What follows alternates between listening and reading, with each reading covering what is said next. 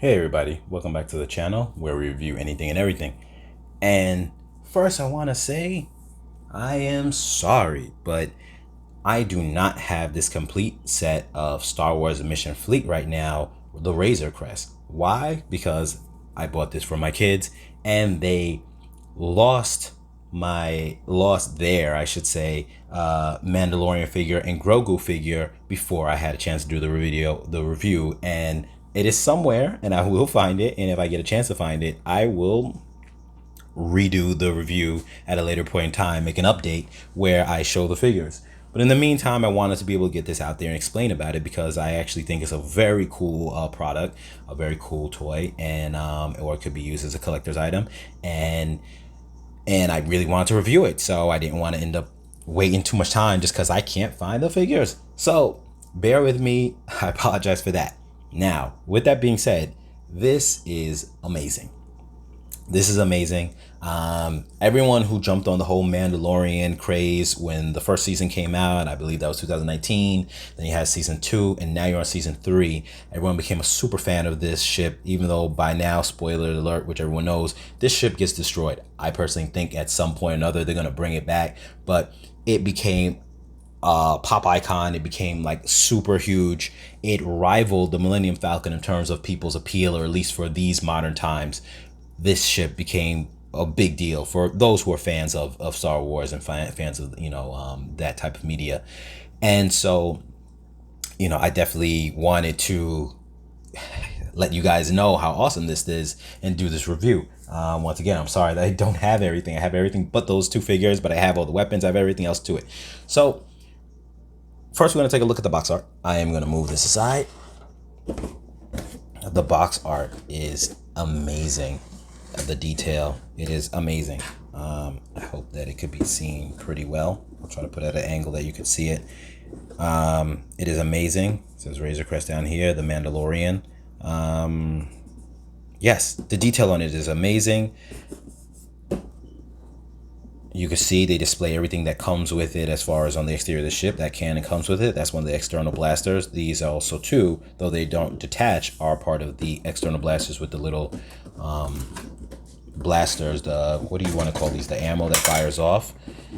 Looking at the back of the box, you can see, and I hope that from the angle you guys are able to kind of really see it. 2.5-inch figure. A lot of the figures sometimes will say 2.4 inches if they're not as tall. Which is cool because it gives scope to that some figures have different height within this size of scale, which is really cool. This ship is 13 inches by 8.2 inches. So this is one of their larger ships. You have the small, their small products or small line, their medium size line or medium size, will have ships and whatnot. And then they're large, which is this. This also included the Millennium Falcon came before it, and also, which is out currently by this time, but came out after it, was the Boba Fett's. They give it a different name. They call it the Fire Spray, if I'm not mistaken, but they call it the Fire Spray. But obviously, to those who are fans of the medium or mythology, it is known as the Slave One. But anyway, so here you can see, including all the weapons. He has a whole load of weapons here. His jetpack and 1, 2, 3, 4, 5, 6 different blasters. And there's actually a compartment where those will go inside the ship. What's really cool about the ship also is all the detail on the outside. Let me bring out the actual ship at this point. And just so you know, that box scales as 1-to-1, the picture on the back. The detail in the ship is amazing. It's amazing. During the time that this first came out, if you wanted to get something that was decent size to display as a model, you had Lego as an option, which was about $140 to $150 and still currently is like around that price.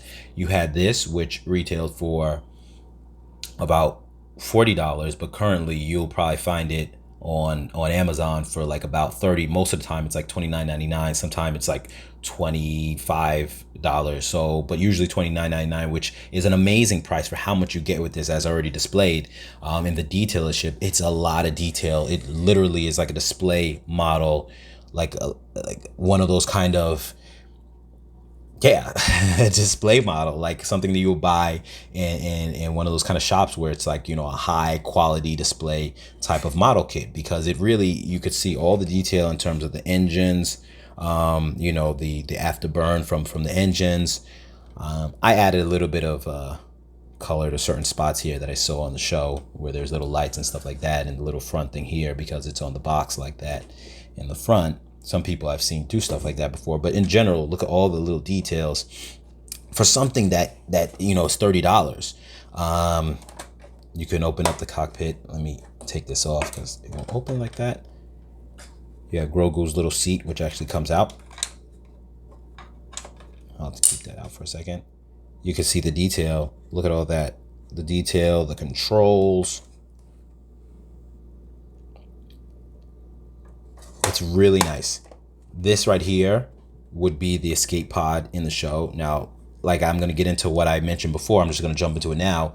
The way scaling works with this is the external of a ship is scaled within its own proportions, which works. So if this was the full size of the ship, and that would be the escape pod is roughly, you know, to fit one man in it, is around the same size of like what a man would be. So you could say that this right here would be a little bit bigger than the size of a man. But the way it does, the externals of the ships are proportioned correctly, and the internals of the ship are proportioned to the 2.5-inch scale for the figures, which I think is genius because it allows you to play with them while still displaying them in their actual scale and proportions that fit the external of a ship. So I think that's really cool. It blends like a little bit of both, and I think that's just very, very genius way to do it. And it's because of that reason that I think the line is such a great line, and I also think that this would have been a great line moving forward. Unfortunately, the line has been discontinued. But yes, once again, I wish that Hasbro will bring it back. Now, another fun fact too, as I mentioned in a previous review about how some of the bad guy ships, like the TIE Fighter, has something known as the E-Web cannon, is their attachment cannon that comes with it. And it's an actual cannon within the mythology. Well, the same with this, where this is not necessarily a known name cannon in the show, in this back section. So, and this thing falls a lot, so you're going to see that happen a lot. It gets loose, and I'll go back to that in a little bit. In the show, right above here, this would open up and cannons would come out of it. And so this actually fits exactly to what would be there. So that's something that's very cool about it. So everything, a lot of the products that were put inside this, the extra accessories usually go hand in hand to something that would go or play within, you know, what a feature that would be part of the actual ship or whatever it is. So the same way that is here, just like the E-Web cannon was an actual E-Web cannon that was inside the show, the same way that you have the same type of cannon on the Millennium Falcon, the Millennium Falcon ship of this line, which I don't have on me right now. But this would act as the double cannons on the top. So it plays to the features of what would actually exist in canon, in the actual lore. So that's cool. Now we're going to open up this piece opens up and allows you to see, you can see all the detail on the bottom here too, which is great. They didn't have to do that, but they did. They even made it where the thrusters of the ship spins, and that doesn't have any necessarily benefit, but it's still a play feature that they didn't have to include, and they did. The nice little orange back here to give you a simulation of thrusters coming through, which is very cool. And now this right here opens up in many different ways. You have the top so you can get in there, and that's great for also letting light in. So when you open up this, and you could see here in the detail here, he has his weapon locker just like in the show. A lot of little other details. This is a sticker, but it still looks very nice. His flooring right here, which they make a different pattern. Obviously this is the landing ramp. This right here is what we're looking through, but actually, obviously, you know, in show this wouldn't open. But it's cool. I like to think of these things right here as possibly the carbonite holders, just slightly rearranged differently. This is another ramp that he would walk out of. You have back there too. You have little things back there. I don't know if that could be considered his bathroom or whatever the case is, because he has that in the show somewhere, but it's relocated in a different place. Now, in here, it's hard to see going down there. Let me see if I can get some light on there. It would be very hard to really be able to see this, but there's actually details against the side walls back there, which is cool. And then also, if you look, there's a little sack against the wall, and then the flooring in that section up front is different. It almost like has a patted pattern on it, like it's softer.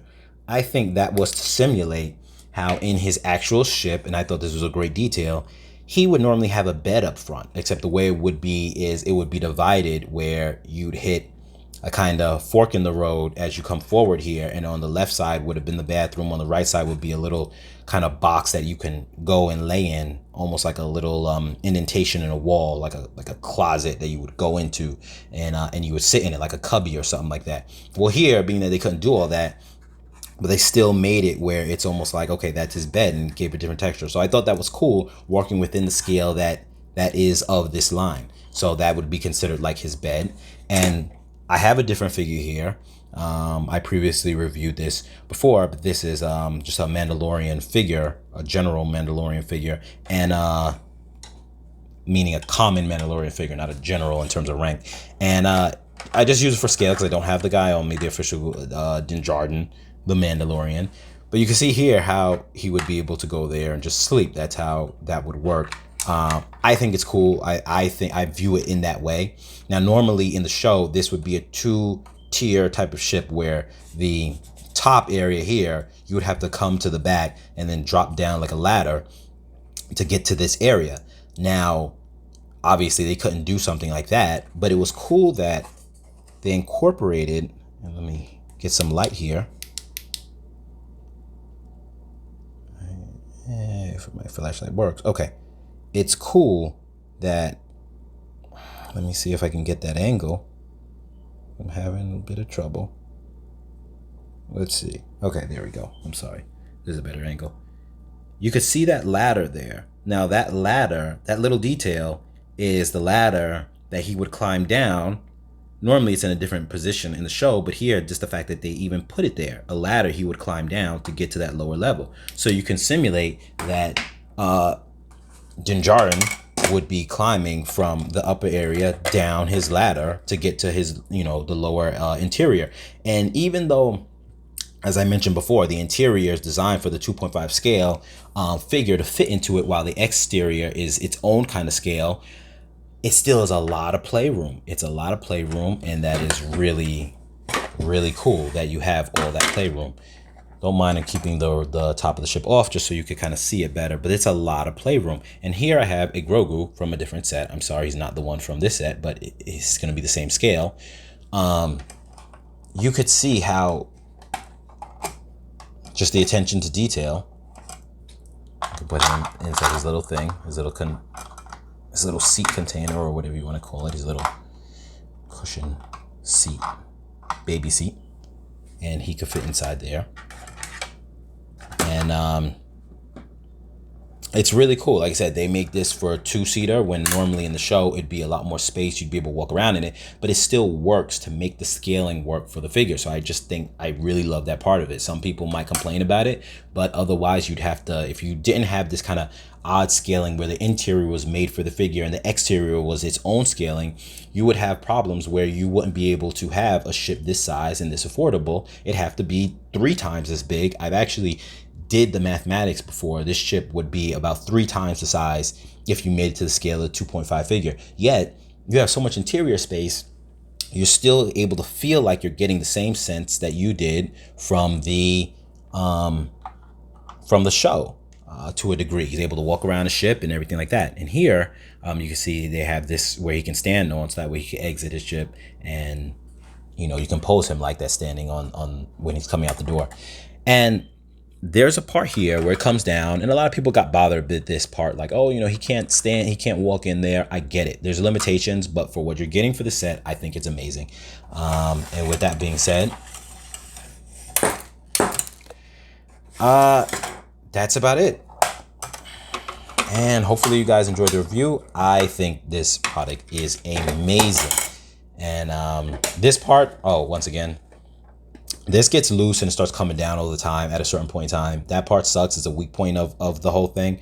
But like I said, for the whole thing, what you're getting for the price, the detail, everything like that, it's a minor complaint versus everything you're getting with this.